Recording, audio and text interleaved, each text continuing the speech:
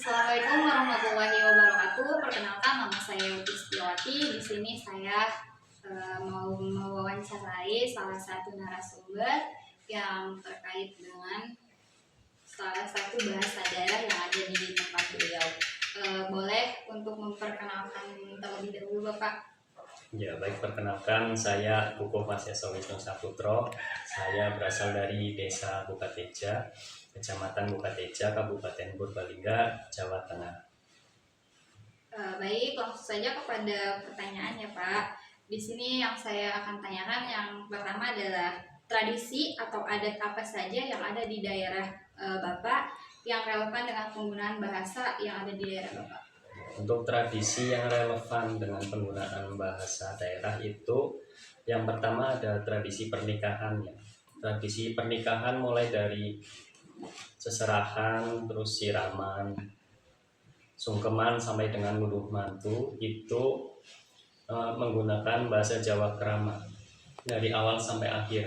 MC-nya juga menggunakan bahasa Krama. Jadi dalam bahasa Jawa itu terdapat 3 tingkatan ya, Teh.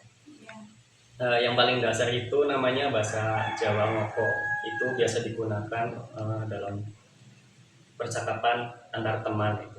Itu yang paling dasar. Terus yang kedua ada yang namanya bahasa Jawa Madya. Madya ini digunakan untuk yang setara tapi masih segan itu, masih canggung. Jadi di antara yang paling tinggi dan paling rendah, semi formal. Kemudian yang paling tinggi itu ada yang namanya bahasa Jawa Krama.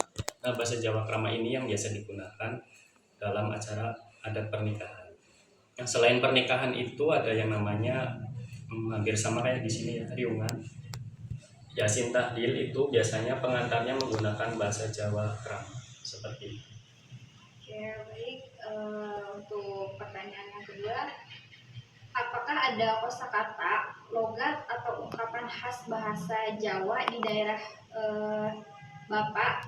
Bisa memberikan salah satu contohnya? Perbedaan Khas ya, khas Jawa dengan daerah yang lain yang masih dalam ruang lingkup Jawa Tengah itu. Ya. Tentunya ada ya, bahkan walaupun terpisah oleh satu kabupaten itu sudah beda. Contohnya kalau di daerah saya sendiri itu kan Purbalingga itu menggunakan bahasa Ngapak. Sedangkan di kabupaten sebelah kayak Tegal, Pemalang, Brebes gitu dia menggunakan bahasanya sendiri. Sebagai contoh kosakata bagaimana dalam bahasa Indonesia itu bagaimana, sedangkan kalau misal digunakan dalam bahasa Ngapak itu kepriwe.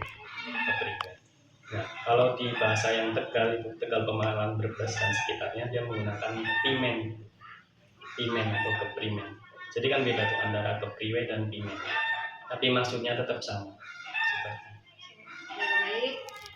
Yang selanjutnya di sini ada, apakah di daerah Bapak sering mencampur bahasa Jawa dengan bahasa Indonesia atau bahasa lain dalam situasi apa saja nih?